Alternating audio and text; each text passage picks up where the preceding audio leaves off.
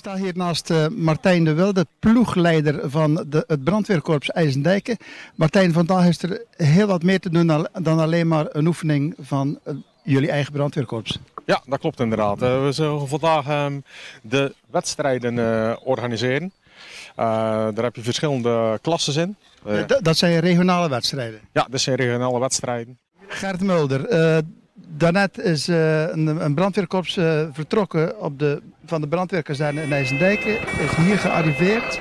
Ze wisten niet waar ze naartoe gingen. En ze wisten niet wat ze moesten doen.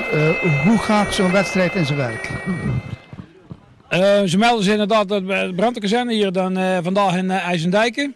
Dan worden ze netjes opgevangen, dan mogen ze zich klaarmaken. Maar ze weten wel natuurlijk dat ze een wedstrijd meedoen. Dus ze maken zich klaar. En dan doen ze de pak aan, gaan ze in de auto zitten. En dan krijgen ze van ons een melding op papier. Dat is gewoon een foto van een pieper. Daar staat de tekst op wat er aan de hand is. En er staan wat extra informatie op. Dat er brand is, dat er misschien een slachtoffer is, waar de waterwinning ligt. En dan zoeken ze contact met de meldkamer. Dat is in de praktijk. Dus ze roepen gewoon de meldkamer op en dan krijgen ze nog meer gegevens. En in dit geval rukken ze uit naar mogelijk brand bij Siersmederij Groosman.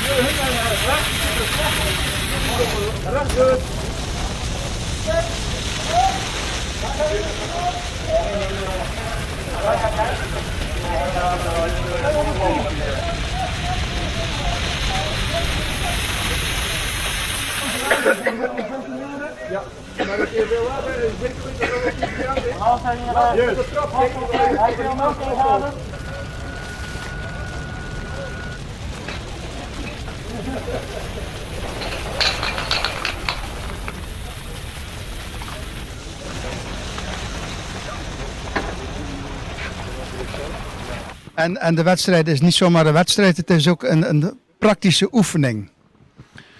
Ja, het mooie daarvan is natuurlijk van dit soort wedstrijden is dat, kijk, oefenen doet iedere brandweerpost gemiddeld ongeveer 1 keer in de week. Maar oefenen onder druk, dus in wedstrijdverband. Je zullen allemaal eerst worden die hier komen natuurlijk. Dat maakt het wat speciaal en dat komt heel dicht bij onze praktijk. Want als 's nachts bijvoorbeeld bij ons de piepers gaan, heb je ook direct adrenaline zitten boven het hoofd. En dat proberen we met de wedstrijden zoveel mogelijk te benaderen. Dat is voor ons echt een praktijktest.